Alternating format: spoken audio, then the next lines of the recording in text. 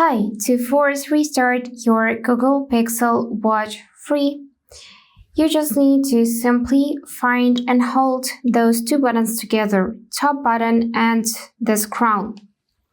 Just press and hold them at the same time.